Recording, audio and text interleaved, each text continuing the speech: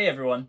Today I'm going to be talking about an older costume, the homemade suit from Spider-Man Homecoming, as well as the full metal paracord web shooters that I made to go along with it.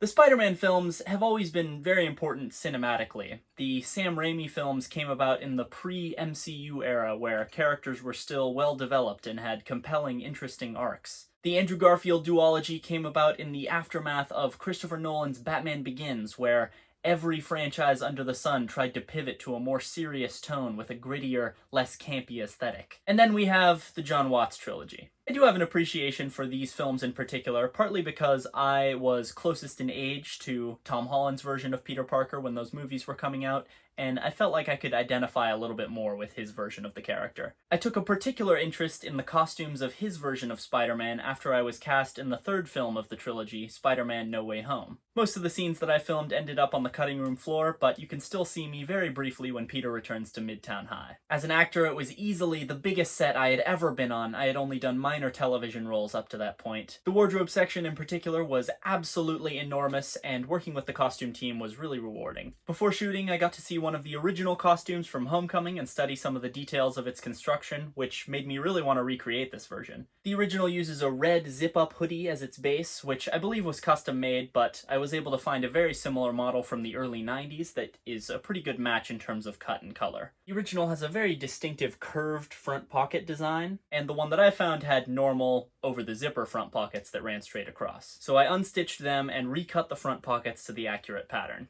I also shortened the hoodie by about 4 inches because the one that Tom wears is cropped pretty high on the waist. The spider emblem is drawn onto the front in a really delicate way. You have to be careful not to make it too dark because it's pretty faded on the original costume. I drew mine on with a ballpoint pen instead of a Sharpie, for example, because a Sharpie is way too dark, and there's no real way to lighten it up again afterwards. When I removed the sleeves, I used the leftover fabric to make the costume's mask, which appears to be exactly what they did on the original, and also gives it the correct texture if you turn the sleeve fabric inside out before you sew it together. The lenses for the mask are from a pair of welding goggles, with 3D printed greeblies attached to the sides and plastic shutters replacing the tinted glass. The undershirt and sweatpants are made of the exact same material. It's kind of a muted baby blue fabric, and it's surprisingly hard to find a matching sweatshirt and sweatpants set in the exact color fabric that I wanted. So I found a pair of just sweatpants whose color I liked, bought 2 pairs, and used the fabric from the second pair to make the sleeves. Now I will confess I didn't have enough fabric for the entire undershirt, so the sleeves are sewn onto a regular t-shirt that I wear under the hoodie. But don't tell anyone. For the socks, I found these red ankle-high socks that are a pretty good color match for the hoodie. I never did find the original label of the screen-worn socks, but I believe they are the same model as the ones worn on the Umbrella Academy uniforms, just in red instead of black, so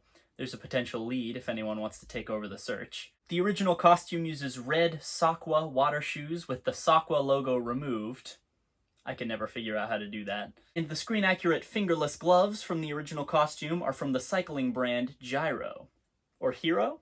Giro? I don't know. When I was building this costume, I wanted to make a functional pair of web shooters to go along with it. I think the practical webbing effect is incredibly fun and just adds a little bit of life to what would otherwise just be a big hunk of metal on my arm. I started by sketching out the flattened design with all the dimensions that I'd been able to work out and using that as a blueprint for the aluminum pieces that I needed. I turned a few pieces like the barrel and the supports on the lathe, and all the intricate trigger pieces were cut out on the bandsaw, milled out, drilled out, and held together with really small bolts. I tried 3D printing the web cartridges, but the interior was too rough and the webbing kept getting caught, so I just remade them from metal as well. The webbing I used was paracord, but it fires a lot easier and further with kite string. That's what I did almost all of my tests with. I only wanted to push paracord to see if I could actually hang from it, but really as a practical effect, kite string is the way to go. The way that it worked was, a length of kite string gets tied to a metal dart and threaded into the barrel, where a stop block holds it in place. The rest of the webbing length gets coiled up and stored inside the web cartridges, which have holes in the front to allow the webbing to escape when it's fired. When you push down on the trigger, the stop block is removed, and a spring in the barrel launches the web dart, which pulls the rest of the webbing out of the cartridge as it fires. It's pretty much the same system that I used for my replica of the Andrew Garfield web shooters. It's a surprisingly intricate mechanism with a lot of moving parts, and once I got it functional, it was just a matter of embellishing it with all the wires and brass detailing and whatnot. But I like how chunky and tactile these web shooters are. I always thought these were the ones that most closely resemble the ones that Peter builds in the comics. I hope you all enjoyed hearing about this costume that I did a while back. I think it has an interesting place in the cinematic history of Spider-Man, and